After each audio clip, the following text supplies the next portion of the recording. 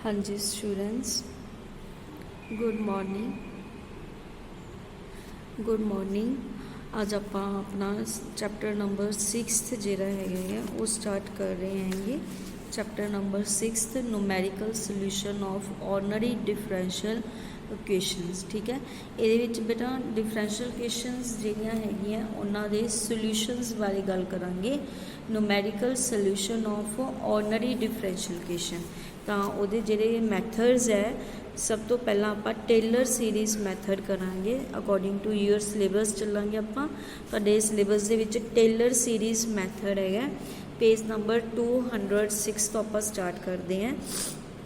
Last ਮੈਂ ਤੁਹਾਨੂੰ ਕੁਝ ਵੀਡੀਓਜ਼ ਜਿਹੜੀਆਂ ਹੈਗੀਆਂ ਥਰਡ, ਫੋਰਥ, ਫਿਫਥ ਚੈਪਟਰਸ ਦੇ ਨਾਲ ਰਿਲੇਟਡ ਕੁਝ ਵੀਡੀਓਜ਼ ਜਿਹੜੀਆਂ ਹੈਗੀਆਂ ਜਿਹੜੇ ਟੌਪਿਕ ਤੁਹਾਡੇ ਹੈਗੇ ਆ ਉਹਦੇ ਅਕੋਰਡਿੰਗ ਮੈਨੇ ਵੀਡੀਓਜ਼ ਪਾਈਆਂ ਸੀਗੀਆਂ। ਉਹ ਤੁਸੀਂ ਬੇਟਾ ਉਹਨਾਂ ਵੀਡੀਓਜ਼ ਦੇ ਵਿੱਚੋਂ ਕਰਨੇ। ਜੇ ਕੋਈ ਡਾਊਟ ਹੋਵੇ ਤਾਂ ਤੁਸੀਂ ਮੈਨੂੰ ਪੁੱਛ ਸਕਦੇ ਹੋਗੇ।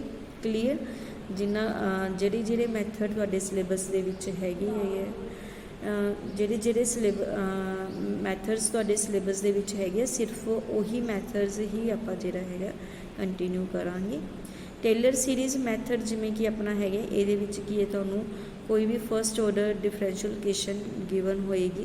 क्लीयर, विद इनिशियल कंडीशनस तुहानू गिवन होणगियां y x naught is equal to y naught. Clear, given होएगा तुहानू डिफरेंशियल इक्वेशन ते इनिशियल कंडीशनस। ओके, तो ਉਹਦੇ ਅਕੋਰਡਿੰਗ ਤੁਸੀਂ ਟੇਲਰ ਸੀਰੀਜ਼ ਦਾ ਜਿਹੜਾ ਫਾਰਮੂਲਾ ਉਹ ਯਾਦ ਰੱਖਣਾ ਹੈ ਹਮੇਸ਼ਾ। ਉਹ ਕਿਸ ਤਰ੍ਹਾਂ ਆਪਣੇ ਕੋਲੇ ਆਉਂਦਾ, ਵਾਈ ਐਕਸ 1, ठीक है, अगली टर्म, ठीक है, तो initial condition X naught Y naught given है। अगली टर्म वाई एक्स 1 आप किमें फाइंड आउट करांगे, वाई एक्स नॉट, ठीक है, plus H Y dash X naught, ठीक है, फर्स्ट डेरीवेटिव आ गया इंटू एच ये नाल, plus H square by factorial two double derivative at X naught. Minus इस तरीके नाल की करांगे आप अगे बढ़ते चले जावांगे। ठीक है, अकॉर्डिंग टू जो भी अपने कोले होएगा ਉਹਦੇ अकॉर्डिंग ਆਪਾਂ फाइंड आउट करते जावांगे। डेरीवेटिव्स आपने जिथे तक कट सकते हैं। क्लीयर, टेलर सीरीज मैथड दे विच फार्मूला तुसीं यही याद रखना है, वाई एक्स नॉट सिंगल है तो डेरीवेटिव भी सिंगल है। ठीक है, फिर double derivative h square by 2 factorial आ गया। जो 3 लोगे तो वाई ट्रिपल डैश इतने एच क्यूब अपॉन फैक्टोरियल 3 आ जाएगा। जो वाई 4 करोगे फोर्थ डेरीवेटिव तो एच 4 बाय फैक्टोरियल 4। इस तरीके अपने को वैल्यूज़ जिहड़ियां वो आ जाएंगे। ओके, तो आप एग्जाम्पल करते हैं। एग्जाम्पल के थ्रू आपको ज़्यादा क्लीयर होएगा आपने किस तरह समझ नूं सॉल्व करना है। हुण जिवें कि टेलर सीरीज मैथड नूं यूज़ करके टू सॉल्व दिस इक्वेशन, देखो डिफरेंशियल इक्वेशन आपको गिवन है y dash is equal to x square plus y square. तो फॉर द पॉइंट्स आपको गिवन है 0.25 तो 0.5 वास्ते अपने पता करना है। इनिशियल कंडीशनस आपको गिवन है एक्स नॉट तो वाई नॉट की वैल्यू, एक्स नॉट की वैल्यू 0, वाई नॉट की वैल्यू 1। ओके, तो इनू सॉल्व किस तरह करना आप एग्जाम्पल के थ्रू तुहानूं चंगी तरह समझ आएगा कि जो भी डिफरेंशियल इक्वेशन गिवन है पहला तो आप उन्होंने डिफरेंशिएट करांगे with respect to x. With respect to x की आप डेरीवेटिव लवांगे। क्लीयर, डेरीवेटिव लेना आउंदा बेटा तुहानूं। डेरीवेटिव किस तरह, मैं फर्स्ट डेरीवेटिव गिवन है, आप सैकेंड डेरीवेटिव जो लवांगे तो 2 बार डैश लग जाएगा। ओके, तो एक्स स्केयर का डेरीवेटिव होंदा है 2x। ठीक है, पावर अगे आ जाती है 2x प्लस वाई स्केयर का डेरीवेटिव ये भी पावर अगे आ जाएगी 2y। तो वाई का डेरीवेटिव अलग तो आएगा, that is y dash. Clear, ये चीज़ तुसी याद रखनी है कि डेरीवेटिव आपने जो है ये लैना है। फर्स्ट डेरीवेटिव का डेरीवेटिव लोगे तो सैकेंड डेरीवेटिव आ जाएगा एक्स स्केयर का 2x plus 2y into y dash. हुण इहदा इसे दा हुण आपां अगे थर्ड डेरीवेटिव लवांगे तो ये एक होर डैश लग गया। 2x का डेरीवेटिव, एक्स का डेरीवेटिव 1 होंदा है तो 2 की वैल्यू रह जाएगी। ठीक है, 2 जो अगे लगे वो एज इट इज़ रह जाएगा। इत्थे हुण अपने को प्रोडक्ट रूल अप्लाई होएगा। प्रोडक्ट रूल किस तरह होंदा है कि आ फर्स्ट टर्म है तुहाडी, ठीक है, आ सैकेंड टर्म है तुहाडे कोले। ठीक है, तो तुसी 2 का एज इट इज़ ही रहेगा, दोनों नाल ही लगेगा। जो first term as it is, second का डेरीवेटिव, सैकेंड का डेरीवेटिव क्या आ गया, वाई डैश का derivative double dash plus 2 as it is, second term as it is तो वाई का डेरीवेटिव भी होंगे फस्ट डेरीवेटिव, तो एक डेरीवेटिव होर आ गया तो स्केयर हो गया ना, एक ऑलरेडी पिया सी, एक ਇਹਦਾ डेरीवेटिव हो गया तो वाई डैश का स्केयर आ गया। क्लीयर बेटा, इनू तुसी किस तरह करना है कि first term as it is y dash का डेरीवेटिव वाई डबल डैश हो जाएगा, तो सैकेंड टाइम की होएगा y dash as it is रखोगे तो वाई का डेरीवेटिव वाई डैश आ जाएगा, तो y dash into y dash का स्केयर हो जाएगा। ओके, उस तो बाद फोर्थ डेरीवेटिव, जो फोर्थ डेरीवेटिव लौंगे या तो कॉन्सटेंट टर्म है, यदा डेरीवेटिव तो 0 हो जाएगा। ओके, तो यदा डेरीवेटिव अपने को फिर आप इस ते प्रोडक्ट रूल अप्लाई करांगे, 2 एज इट इज़ ही रहेगा दोनों नाल, first term as it is, second का डेरीवेटिव वाई डबल डैश का डेरीवेटिव ट्रिपल डैश हो जाएगा, plus 2 as it is y double dash भी एज इट इज़, वाई का derivative single derivative y dash आ जाएगा। ओके, ये अपने को पावर फार्मूला अप्लाई होएगा, 2 अगे आ जाएगा तो 2 इंटू 2 4 वाई डैश। ओके, तो वाई डैश का डेरीवेटिव डबल डेरीवेटिव। ओके, इनू इकट्ठा कर दो, आ वाली दोनों टर्म्स इकट्ठियाँ हो जाएगी, 4 + 2 6 आ जाएगा, वाई डैश डबल डैश है। हुण एक्स इत्थे अपने को खत्म हो गया तो आप इत्थे इनू छड्ड देवांगे। ठीक है, अगे चलना तो अगे भी चल सकते हैं। उस तो बाद हुण आपां की करांगे, टेलर सीरीज़ मैथड का आ वाला फार्मूला अप्लाई करांगे। ठीक है, फार्मूला आपने लिख लिया, Y x1 is equal to x1 कि इक्वल होंगे actually x0 + h, x0 + h के इक्वल होंगे अपने को। तो आ चीज़ तुहानूं मैं दसी सी पिछे उन्हें फार्मूला। हुण देखो x0 की वैल्यू इत्थे अपने को कितनी हैगी 0, ये चीज़ इनिशियल कंडीशनस है ना, x0 की वैल्यू 0 है तो y0 की वैल्यू 1 है, x0 = 0 y0 = 1, तो एच की वैल्यू अपने को कितनी है 0.25, जी एच है ये अपने एच लैनी हैगी जी 0.25 की वैल्यू अपने फाइंड आउट करनी हैगी। ओके, 0.25 फिर आप लैके चलेंगे कि 0 के 0.25 ऐड कर दिए तो 0.25 की वैल्यू अपने को आ जाएगी ना, वाई x1 क्योंकि x1 की वैल्यू 0.25 सी, तो 0 जो 0.25 ऐड करोगे तो 0.25 की वैल्यू आ जाएगी।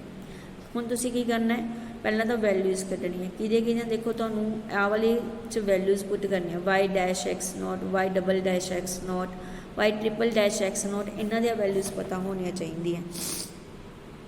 वो किस तरह कटोगे, वाई डैश x0 सब तो पहला, वाई डैश आपां गिवन नहीं है। ठीक है, ये एक्स की वैल्यू 0 तो वाई की वैल्यू 1 पुट कर देनी है, क्योंकि आ गिवन है ना, तो एक्स की वैल्यू 0 वाई की वैल्यू 1 पुट करके आंसर 1 आ जाएगा। वाई डबल डैश x0 आ रहा तो को, वाई डबल डैश x0 की वैल्यू 0 तो वाई की वैल्यू 1, तो वाई डैश की वैल्यू जी है वो आपने इतों पुट फाइंड आउट की है 1। क्लीयर, तो सारिया वैल्यूज़ पुट करते, एक्स की वैल्यू 0, वाई की वैल्यू 1 तो वाई डैश की वैल्यू 1, आंसर कितना आ गया 2 आ गया। उस बाद वाई ट्रिपल डैश x0 आ रहा अपने को, ये वैल्यूज़ पुट कर दो 2 + 2, वाई की वैल्यू 1, वाई डबल डैश की वैल्यू जी है 2, वाई डबल डैश की वैल्यू 2 फाइंड आउट की है, प्लस सॉरी ये कर दो 6 इंटू नहीं आ वाले पुट करने वाई डैश की वैल्यू 1। ठीक है, तो सारिया वैल्यूज़ जी ट्रिपल डैश पुट कर दी, अपने को वैल्यू आ गई है 8। वाई 4x0 की वैल्यू भी सेम इस तरीके ये पुट कर दो, वाई की वैल्यू 1, वाई ट्रिपल डैश की वैल्यू 8 फाइंड आउट की है, 8 पुट कर देनी है, वाई डैश की वैल्यू 1, वाई डबल डैश की वैल्यू 2 फाइंड आउट की है, ये वैल्यूज़ अपने कितने पुट कर दी है, आंसर 28 आ गया। क्लीयर, हुण आ सारिया जिहड़ियां वैल्यूज़ अपने वाई डैश वाई, ठीक है, ये पुट कर दो तुसी y dash, y double dash, y triple dash. Okay, तो एच की वैल्यू आपको पता है कितनी आप लेके चले आएंगे 0.25। ठीक है, एच की वैल्यू है 0.25 पुट कर देनी है तुसी, x0 की वैल्यू 0। क्लीयर, तो जो वैल्यूज़ पुट की वाई 0.25 आ गया, इधर तुहाडे कोले जी हैगी वाई नोट की वैल्यू तुसी पुट की इत्थे तो वाई नोट ही है ना, वाई नोट की वैल्यू 1 है, एच की वैल्यू 0.25, वाई डैश x0 की वैल्यू वाई डैश x0 की वैल्यू 1। ठीक है, इस तरह वैल्यूज़ पुट कर देनी है, 1 पुट कर दी।